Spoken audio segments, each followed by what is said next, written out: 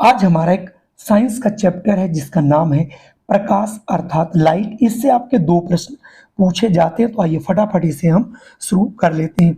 सबसे पहला प्रश्न है, निम्नलिखित में से पारदर्शी माध्यम कौन सा है जिसके आर पार देखा जा सकता है? तो इन चारों में से आपको कांच दिखाई पड़ रहा होगा जो कि पारदर्शी माध्यम है बच्चों। अगला प्रश्न है, निम्नलिखित में से आंख किसके समरूप है? यानी आंख एक हमारी ऐसी जिसकी हम फोकस दूरी बदलते रहते हैं। जिस प्रकार से एक कैमरा होता है ठीक उसी प्रकार से हमारी आंख कार्य करती है। अगला प्रश्न है, प्रकाश है, यानी प्रकाश क्या है? तो प्रकाश एक ऊर्जा का स्रोत है। आप जैसे ही पढ़ते हो तो आपको समझ में आ जाता है। अगला प्रश्न है, एक वस्तु सभी रंग के प्रकाश का अवशोषण करती है, उस वस्तु का रंग क्या रहा होगा? जो काली वस्तु होती है वो सभी रंगों का अपनी ओर अपने में अवशोषण कर लेते हैं। बारिश के बाद आसमान में इंद्रधनुष दिखाई जाने का कारण क्या है?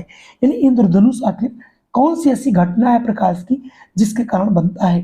तो प्रकाश का जो प्रकीर्णन है उसी के कारण ही जो है हमारा इंद्रधनुष बनता है। तो यहाँ से ऑप्शन सी वाला सही होगा। चलिए मैं बढ़ता हूँ अगले प्रश्न।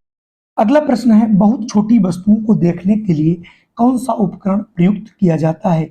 तो सभी को मालूम है इसके लिए सूक्ष्मदर्शी का प्रयोग किया जाता है। अगला प्रश्न है, जल से भरी बाल्टी में पड़ा हुआ सिक्का उठा हुआ प्रतीत, यानी गहराई की वजह से गहराई जो पड़ा होता है वो ऊपर उठा हुआ दिखाई पड़ता है। इसमें प्रकाश की कौन सी घटना? ये प्रकाश का अपवर्तन है, यानी यहाँ से ऑप्शन बी वाला होगा। यानी जब प्रकाश एक माध्यम से दूसरे माध्यम में जाता है तो प्रकाश की चाल बदल जाती है। चूंकि यहाँ पर सघन विरल से सघन में जाता है इसलिए अविलंब से ये आपकी जो है दूर हट जाती है, इसलिए वो आपको नजदीक दिखाई पड़ता है। अगला प्रश्न 8वां है, सबसे कम विचलन प्रदर्शित करने वाला रंग कौन सा है? तो जो लाल है इसका विचलन सबसे कम होता है, वही बैगनी का सबसे अधिक होता है। चलिए बढ़ते हैं अगले प्रश्न पर। एक बिंदु पर मिलने वाली किरणें क्या कहलाती हैं? जो एक बिंदु पर मिलती है उसे हम लोग अभिसारी किरणें कहते हैं। तो यहाँ से ऑप्शन ए वाला आपका बच्चों सही होगा। किसी एक बिंदु से निर्गत होने वाली किरणें क्या कहलाती हैं? तो इसके विपरीत अपसारी कहलाती हैं। तो यहाँ से ऑप्शन बी वाला होगा। बढ़ता हूँ अगले प्रश्न पर। अगला प्रश्न है, निम्नलिखित में से अपसारी लेंस कहलाता है? तो जो अवतल लेंस होता है बच्चों इसी को हम लोग कहते हैं अपसारी लेंस। ऑप्शन ए वाला यहाँ से सही होगा। आप पूरे ऑप्शन पढ़िएगा क्योंकि वीडियो बहुत बड़ी ना हो। समतल लेंस की फोकस दूरी क्या होती है?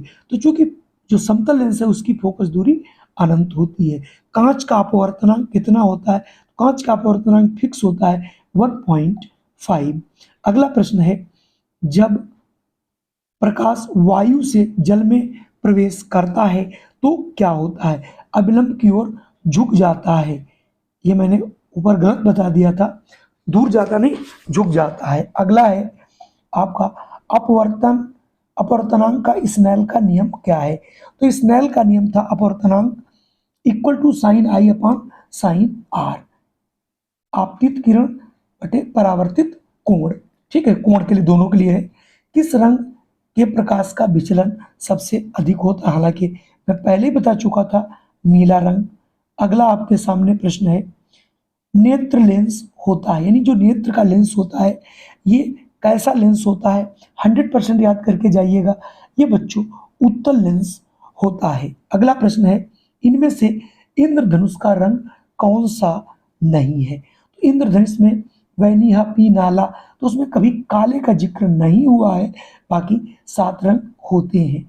अगला है, नेत्र के किस भाग पर प्रतिबिंब बनता है? तो प्रतिबिंब जो हमारी आंख है वहां कहाँ पे बनता है? तो ये बच्चों रेटिना पे आपको बनता है, इसे आपको याद रखना है, रेटिना।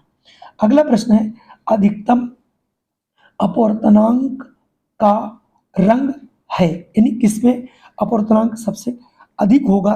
तो यहाँ पर हमें ऑप्शन चूंकि डी हमारे प्रश्न में कट गया है तो उसका नाम होता है बच्चों बैगनी। यहाँ पर आप बैगनी लिख लीजिएगा या फिर आगे आपको भी मिल जाएगा प्रश्न देखने को। जैसा कि मैंने पहले पूछा था अधिकतम अपवर्तनांक, तो ये बैगनी रंग का होता है, पहले बता चुका हूँ। उत्तल लेंस होता है, तो उत्तल लेंस कैसा होता है? बीच में मोटा होता है वही आपका उत्तल लेंस होता है, क्योंकि आपने उत्तल लेंस के जो फिगर हैं वो आप लोगों ने बने हुए जरूर देखे होंगे। ठीक है, ये आपका उत्तल लेंस होता है। अगला है अवतल लेंस से बना प्रतिबिंब सदैव कैसा होता है। तो ये आभासी भी इसमें बनता, सीधा भी और छोटा भी बनता है। तो यहाँ से ऑप्शन डी वाला आपका हो जाएगा। अगला है किस रंग के प्रकाश के लिए नेत्र सर्वाधिक संवेदनशील होता है। तो ये रंग होता है बच्चों लाल। यहाँ से ऑप्शन ए वाला आपका सही होगा। चलिए बढ़ते हैं हम अगले प्रश्न पर।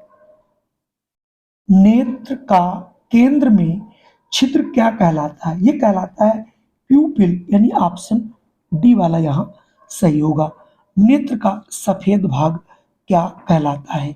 तो जो नेत्र का सफेद सफेद आप देखते होंगे इसको कहते हैं स्क्लेरोटिक, यानी ऑप्शन ए वाला सही होगा। अगला प्रश्न है नेत्र का असंवेदनशील बिंदु क्या कहलाता है। तो नेत्र का जो असंवेदनशील बिंदु होता है ये कहलाता है अंध बिंदु, यानी ऑप्शन बी। अगला प्रश्न है रेटिना पर कोई प्रतिबिंब कितने समय तक ठहरता है। वेरी मोस्ट इंपॉर्टेंट प्रश्न है ये। 1/16 सेकंड तक ही ठहरता है। तो यहाँ से ऑप्शन सी वाला बिल्कुल सही होगा। अगला है प्यूपिल का आकार नियंत्रित किया जाता है किससे। तो जो प्यूपिल का जो आकार है ये नियंत्रित किया जाता है आइरिस से, यानी ऑप्शन बी। आंख की संरचना जरूर पढ़िएगा, वहां से आपको प्रश्न देखने को मिलेंगे। घड़ी के भाग देखने के लिए घड़ी साज प्रयुक्त करते हैं, यानी घड़ी जो है बनाने के लिए एक लेंस लगाते हैं अपने आंख में जिससे पुर्जे बड़े दिखाई पड़े, वो होती है साधारण सूक्ष्मदर्शी। अगला है परावर्तन कोण अपवर्तन कोण के बराबर होता है, ऐसा कब। ये सदैव बच्चों बराबर होता है। ठीक है, और आंख का निकटतम बिंदु क्या है 25 सेंटीमीटर होता है, ये हमें भी याद रखना है। तो कुल मिला के आज हमने यहाँ पर आपको 31 प्रश्न कराए। संभवतः ये आपको प्रश्न पसंद आए होंगे। तो अगर ये वीडियो पसंद आया हो तो इसे लाइक कर दीजिएगा और अपने इष्ट मित्रों को शेयर भी कर दीजिएगा। चैनल पे पहली बार हो तो इसे सब्सक्राइब कर लीजिएगा। इस प्रकार की वीडियो आपको सदैव मिलती रहेंगी। जय हिंद, वंदे मातरम।